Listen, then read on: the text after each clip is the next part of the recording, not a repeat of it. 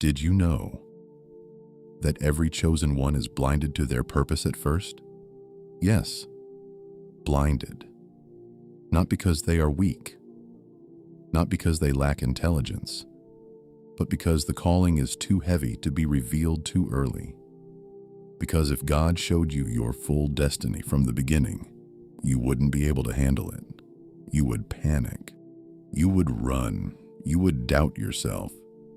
You would start telling people who would mock you, sabotage you, and spiritually poison your path before it even begins. So instead, the Most High does something mysterious. He hides the mission inside of your suffering. He hides the crown inside of your isolation. He hides the elevation inside of your humiliation. And this is where most people fail, because they think the hardship is a sign that God has abandoned them, when in reality, the hardship is a sign that God is building them. This is how the Most High tests His true servants, to see who is really able to stay steadfast under pressure, under scrutiny, under severe isolation, to see who among His creation is able to stand with their Lord no matter what, and hopefully answer the call. Or will they fold and go back into the world and be amongst the sleeping sheep? Chosen ones aren't born as per se. Even though God the Exalted already knows who He elects as His chosen, these individuals never know it until these 7 signs start manifesting in their lives. Only then you become awakened to the ultimate truth. Is it you? Did you pick up the call?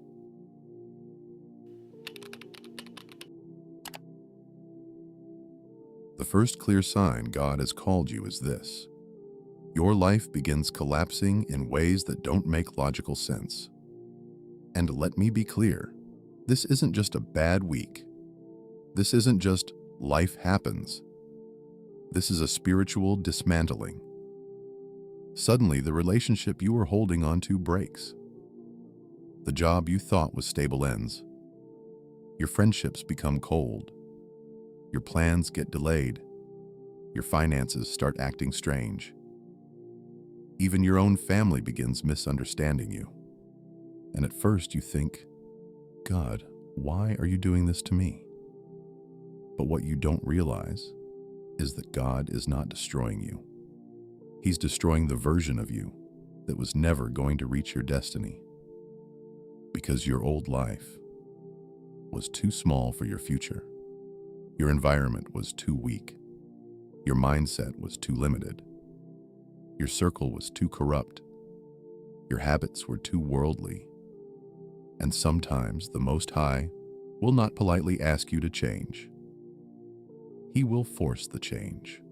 He will remove the comfort that is keeping you spiritually asleep. Because God knows something you don't. If He leaves you in comfort too long, you will settle permanently. So He shakes your foundation. And the scary part, when this sign begins, you feel like you're losing everything. But what's really happening is that God is clearing space for what's coming. Because chosen ones don't step into purpose while they're still attached to distractions. And that's why the breakdown always comes before the breakthrough. The second sign is one of the most painful, but also one of the most sacred. You start becoming isolated, even when you didn't choose it. People stop calling. Friends stop inviting you. Family members stop checking in. You can be surrounded by people and still feel completely alone. And this is where many chosen ones start questioning themselves. They think, am I cursed? Am I unlikable? Did I do something wrong? But listen carefully. Isolation is not rejection. Isolation is divine separation. Because the Most High does not prepare chosen ones in crowds. He prepares them in silence. Why? Because crowds confuse your spirit. Noise drowns out the voice of God, and God cannot download your purpose into you while you're constantly distracted by entertainment, gossip, relationships, validation, and social approval. So what does he do? He removes you. He makes you uncomfortable in environments you once enjoyed. The parties don't feel the same. The conversations feel empty. The jokes feel pointless. The worldly music starts sounding demonic. The shallow lifestyle starts feeling like poison. And suddenly, you begin to crave something deeper, even if you don't understand what that something is yet. That is God pulling you into your wilderness season. And if you know Scripture, you know the wilderness is where prophets are built. Moses was isolated. Joseph was isolated. Miriam was isolated. The messenger was isolated. The chosen one is always separated before being elevated, because your calling requires a different spirit. Now, this third sign is the one that shocks chosen ones the most. People begin to dislike you without you doing anything to them. And not just dislike you, they misunderstand you. They gossip about you. They accuse you. They twist your words. They paint you as arrogant. They project their insecurities onto you. And you'll be sitting there thinking, what did I do? Nothing. That's the point. Because your energy exposes them. Your presence triggers them. Chosen ones carry a spiritual light, and light naturally irritates darkness. And this is why, when you walk into a room, people can feel something about you. They can't explain it. Some people feel inspired, but others feel threatened, because chosen ones remind people of everything they are refusing to become. You represent discipline. You represent potential. You represent purity. You represent spiritual depth. And the world hates anything that it cannot control. So people start attacking your character. They start acting strange around you. They become passive-aggressive. They start competing with you quietly. They stop supporting you. They secretly want you to fail. And this is where God is testing you. Because if you are truly chosen, you cannot be emotionally controlled by people's opinions. You must learn to walk alone. You must learn to stay righteous even when falsely accused. And that's why this sign is so painful. Because it teaches you a harsh truth. Not everyone who smiles at you is happy for you. Chosen ones must learn discernment. The fourth sign is where things get intense. Because once God starts pulling you toward purpose, the enemy notices. And this is when chosen ones begin experiencing what many people ignore: spiritual warfare. You start having strange dreams, heavy dreams, symbolic dreams, dreams of being chased by dogs, dreams of falling, dreams of snakes, dark figures, or invisible presences. And sometimes you wake up tired even after getting enough sleep. You feel pressure on your chest. You feel watched. You feel like something is always trying to disturb your peace. And your mind starts becoming a battlefield. One day you feel inspired and close to God. The next day you feel depression, anxiety, fear, confusion. You start questioning yourself. You start hearing whispers in your thoughts like, "You're not good enough. You'll never succeed. You're crazy. You're alone. You should just give up." And that's when you must remember something. The enemy does not attack what is insignificant. The enemy does not waste time on sleeping sheep. The enemy attacks those who are waking up. Because the moment you start becoming spiritually aware, you become dangerous. And the enemy's goal is simple: to discourage you before you mature, to break you before you rise, to confuse you before you receive clarity.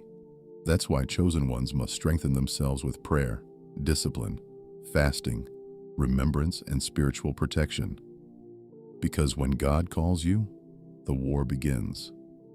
Not outside first, but inside. This fifth sign is subtle. but it's one of the clearest indicators of a divine calling. You start losing interest in things that once entertained you. You start feeling disgusted by fake lifestyles. You start seeing through people's masks. You start noticing how empty the world is. The music doesn't hit the same. The club doesn't excite you. The gossip makes you uncomfortable. The social media scrolling feels draining, and you start asking deeper questions. What is the meaning of life? Why am I here? Why do people chase money but still feel miserable? What is truth? Where is God in all of this? And here's what's happening. Your soul is waking up. You're no longer satisfied with surface-level existence, because chosen ones are not designed to live like NPCs. They cannot wake up every day, work, eat, entertain themselves, sleep, and repeat, and pretend that's the purpose of life. No. Chosen ones have a spiritual hunger, a hunger for meaning, a hunger for truth, a hunger for the unseen. And that hunger is a sign that God is pulling you out of the matrix of this world. Because once you start craving truth, you are already being guided. This sixth sign hurts deeply, but it's one of the most consistent signs among the chosen. You experience betrayal repeatedly, not once, not twice, over and over again. You give people your loyalty, you show them love, you support them, and then they turn around and stab you. A friend you trusted exposes your secrets. A partner you loved leaves you when you need them most. A family member you respected becomes jealous, and you start thinking, why does this keep happening to me? Because betrayal is part of the chosen one's training. Betrayal teaches you detachment. Betrayal teaches you boundaries. Betrayal teaches you not to place your heart fully in creation, but to place it in the Creator. And if you look at the story of Joseph, Joseph was betrayed by his own brothers. The people who should have protected him sold him. But that betrayal wasn't the end of Joseph. It was the beginning of his destiny. Because sometimes God allows betrayal. Because if those people stayed close to you, they would have delayed your calling. They would have kept you comfortable. They would have kept you stuck. So God removes them in the harshest way possible, so you never go back. And yes, it hurts, but chosen ones eventually realize some people are not in your life to stay.